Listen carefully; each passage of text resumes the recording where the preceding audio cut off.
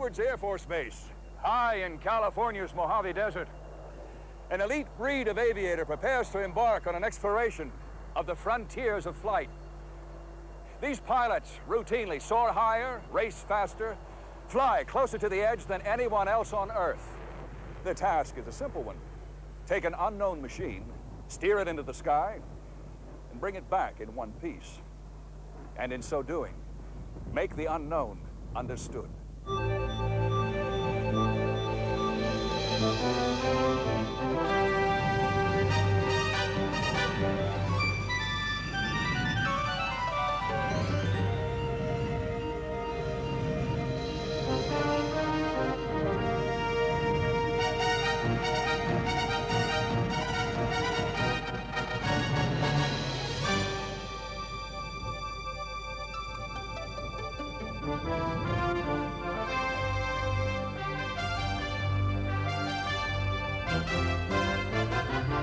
Whenever people take to the air, a fighter pilot roaring aloft, a business traveler zipping across the country, the astronauts streaking into space, we all ride in the wake of those who went first, the men and women who paid for each step skyward with courage, perseverance, and sometimes their lives, the test pilots.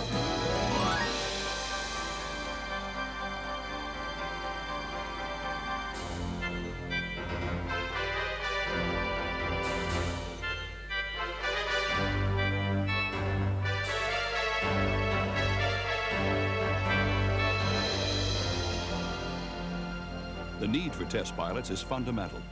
Despite years of planning, simulation, and the most detailed calculations of aircraft designers and engineers, the underlying question remains, will it fly?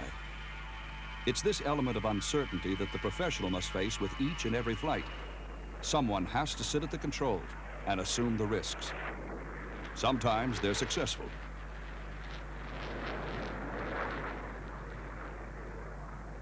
On other occasions, the best laid plans come up short.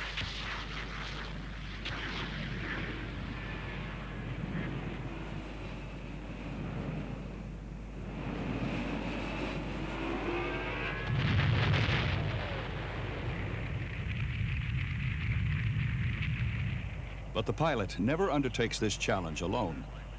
The professional test pilot is a member of a highly skilled team. Whether testing an experimental bomber for the military or putting the latest commercial airliner through safety evaluations, pilots and flight test engineers, designers, mechanics, analysts, ground crewmen, and technicians of all sorts contribute to a successful flight test program.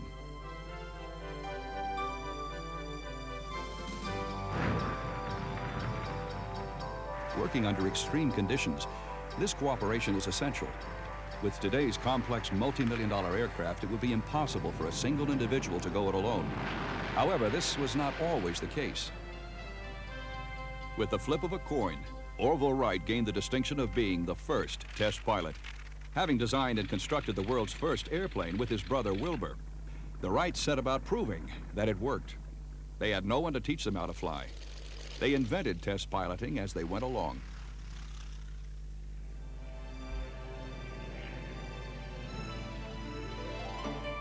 Most early test pilots, like the Wright brothers, designed and built their own flying machines. Yet unlike the Wrights, many of these plucky pioneers had more courage than know-how. The specter of the unknown invested each flight with an element of suspense. Failures were all too frequent. But for the successful test pilot, a safe return to Earth guaranteed an unmatched sense of exhilaration and accomplishment.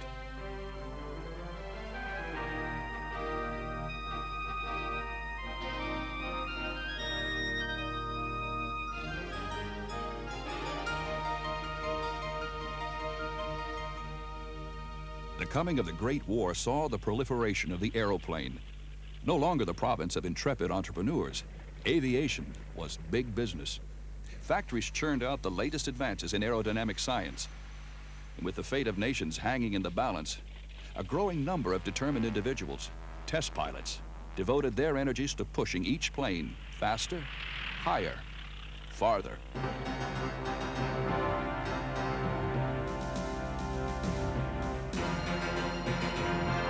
After the armistice, an entire generation of experienced aviators returned from the battlefield.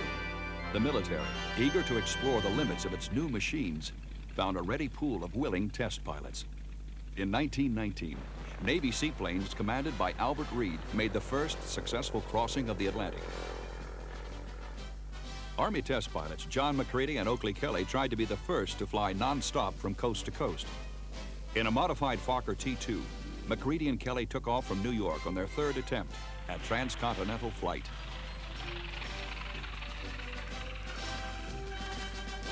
Despite headwinds, a lack of navigational aids, and some close scrapes with the mountains of New Mexico, McCready and Kelly touched down in San Diego nearly 27 hours later. The nation was amazed. Army flyers Lowell Smith and J.P. Richter pioneered new techniques for in-flight refueling and established an endurance record of 37 hours and 15 minutes. But for Smith, the biggest challenge was yet to come. As part of a team of 8 airmen, 4 pilots and 4 mechanics, Smith embarked on an unprecedented circumnavigation of the globe.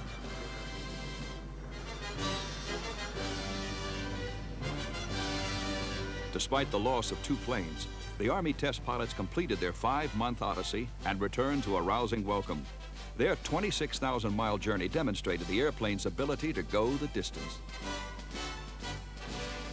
Even as airmen proved how far an airplane could go, for other flyers, the question was, how fast?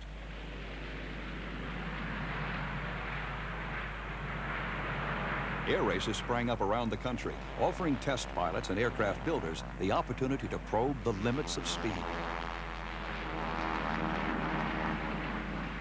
Speedsters like the Navy's Al Williams possessed a unique enthusiasm for unfettered exploration. This willingness to experiment propelled Williams to some of his greatest work. His pioneering studies of inverted flight, for example, represented one facet of his knack for innovation.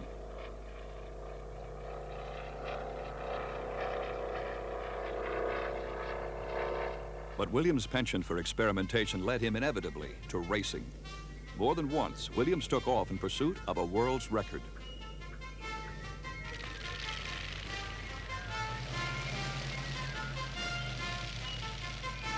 With a top speed of 266 miles per hour over a measured straightaway, Williams' 1923 mark made him the fastest man alive.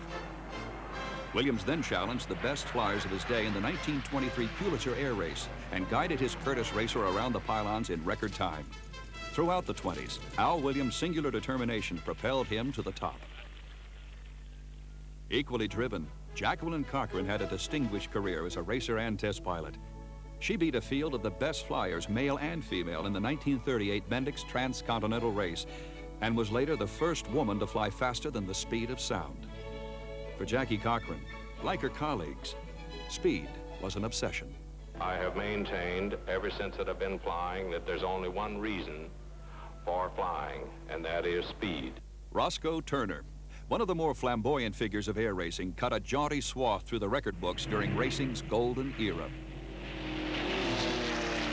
For millions of air race aficionados, this self-proclaimed colonel in the Nevada Air Force came to epitomize the swaggering mystique of the test piloting hero.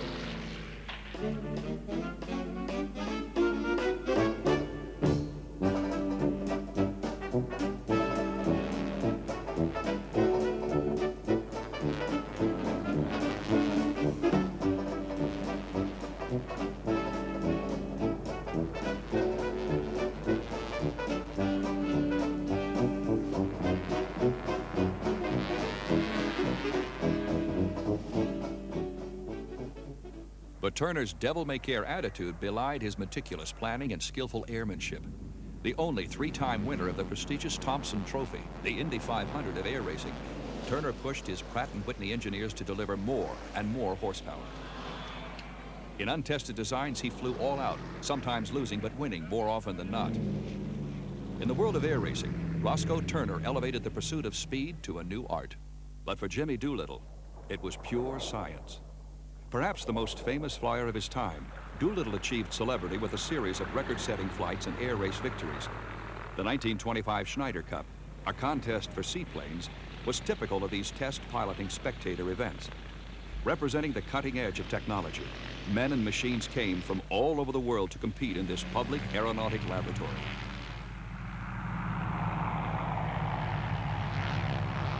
More than just drivers, the pilots functioned as scientists as well, juggling 1,000 variables while guiding their one-of-a-kind airplanes around the race course.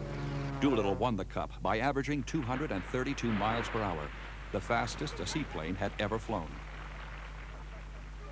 The consummate flyer, Doolittle set milestones no other could match and assembled a scrapbook chock full of aviation accomplishments.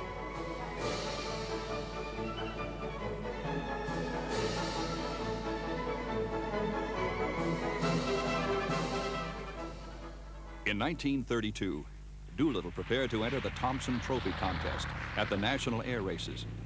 He was flying the GB Racer, a pudgy barrel of a plane notorious for its deadly stability problems. Fans and the press expected the worst, but Doolittle steered his squat ship around the course without incident, flashing across the finish line in record time. His victory, however, did nothing to diminish his growing belief that there were less dangerous ways to advance the science of aviation.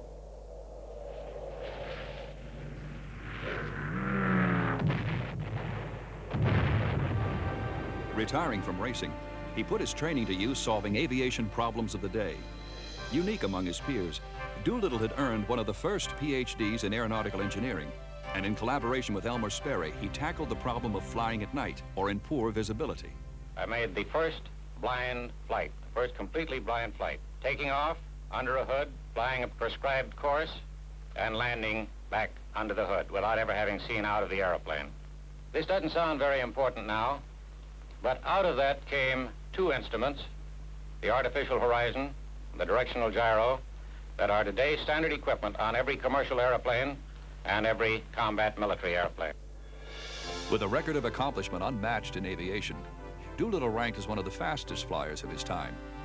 It remained for others to set new distance marks.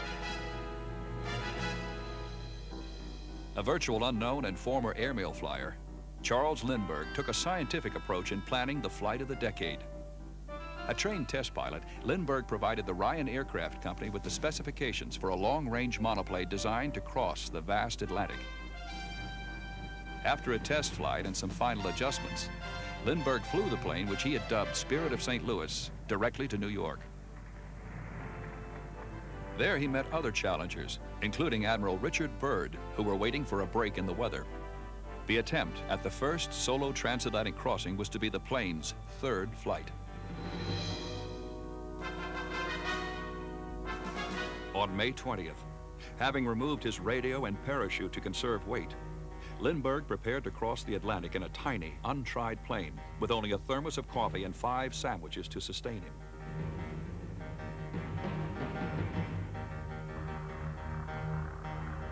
In the truest tradition of the test pilot, Lindbergh set off alone to see how far one man could fly.